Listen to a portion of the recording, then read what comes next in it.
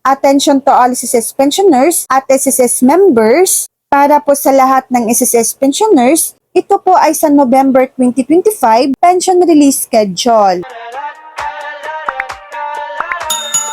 Para sa mga second batch pensioners na may date of contingency na mula 16 to 31st of the month, ito ay ibinase natin sa circular for pension releases. Ang inyong pension release ay sa 16th day of the month sa buwan ng Nobyembre. Dahil ang original date po na 16th of the month ay tumapat naman sa araw ng linggo at base sa SSS, kapag ito ay natapat sa Sabado, Linggo or holiday, ang pension release schedule ninyo ay aabante ng regular working day. At dahil ang November 16 ay tumapat sa araw ng linggo, ito ay aabante sa November 14, araw ng Biyernes. Mas mapaaga po ang inyong pensyon, ito ay matatanggap ngayong November 14, 2025, araw po ng Biyernes. So yan lang po ang latest update.